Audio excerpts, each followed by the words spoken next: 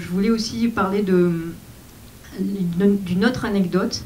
Il y a un coureur qui s'appelle Thierry Techer qui était détenu et qui est l'un des premiers à avoir été entraîné par le coach. Et ce coureur a gagné le Grand Raid en 2000, main dans la main avec un coureur professionnel. Et il y a un petit clin d'œil qui lui est fait parce qu'en fait, pendant la course, le coureur professionnel sponsorisé, qui est arrivé de métropole, s'est perdu, il a pris un mauvais chemin et le détenu l'a rattrapé en fait. Il est allé le chercher, il lui a dit c'est pas par là et ils ont continué ensemble et le professionnel lui a proposé de finir main dans la main. Et ensuite le détenu a gagné une deuxième fois le Grand Raid et puis maintenant il est sorti de prison, il milite et il est sponsorisé, voilà. Donc il est très connu à La Réunion.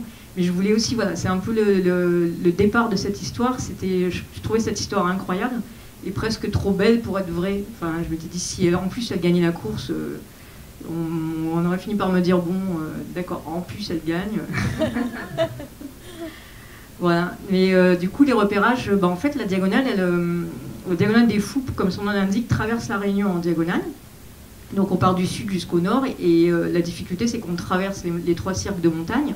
Il y a 960 mètres de dénivelé positif et il y a 3 jours et 3 nuits pour le coureur lambda, mais le champion l'a fait en 23 heures.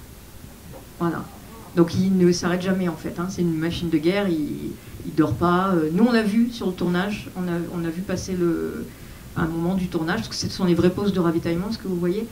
Et donc on a vu passer le champion et en fait il s'arrête 5 minutes avec son équipe qui lui change ses chaussures, ses chaussettes, qui lui donne à manger à la cuillère et il repart.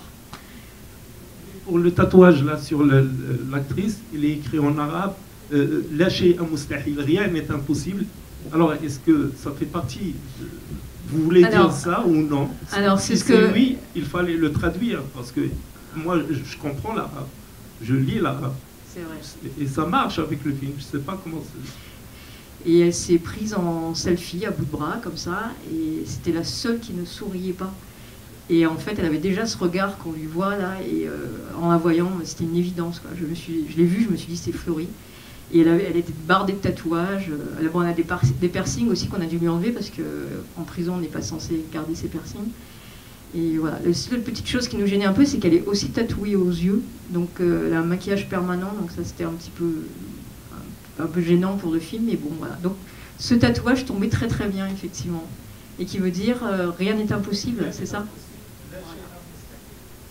La deuxième question, éventuellement, est-ce que le but visé de faire participer des détenus, c'est peut-être aider à leur insertion éventuellement? Merci. Oui, tout à fait, ouais. C'est dans l'idée d'une réinsertion plus facile, dans l'insertion sociale. Et en fait, comme c'est rapidement expliqué à la fin, l'idée c'est vraiment de les intégrer dans les coureurs. Donc ils sont anonymes, ils courent dans le plus grand anonymat. Ils n'ont pas de bracelet électronique, ils ne sont pas surveillés, ils ont juste cette ordonnance de sortie qu'ils doivent garder sur eux. Et quand il leur arrive d'abandonner, ils rejoignent un poste de ravitaillement, ils se présentent à un bénévole et les bénévoles les raccompagnent en fait. Donc, et ça a toujours marché. Jusqu'à présent, il n'y a jamais eu de problème parce que on les a interviewés, il y a eu des reportages qui ont été faits sur eux et ils disent que, c'est une question d'honneur en fait. Et souvent ils disaient que si j'essaie de m'enfuir, mais j'aurais trop honte par rapport à ma famille, etc. Bon, après on est sur une île, alors c'est un peu compliqué. C'est à quel moment de l'année la course? C'est en octobre. Je ne sais pas, peut-être je suis arrivée en retard, peut-être que la question a déjà été posée, mais est-ce que le film va être visionné en prison, justement, chez les femmes? Alors c'est prévu, c'est pas encore fait, mais c'est prévu. Ouais. Il est prévu qu'on le projette dans l'enceinte de la prison.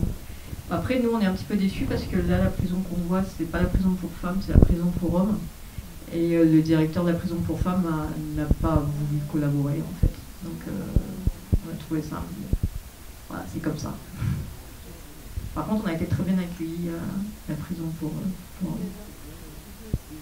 Merci. Merci. Merci.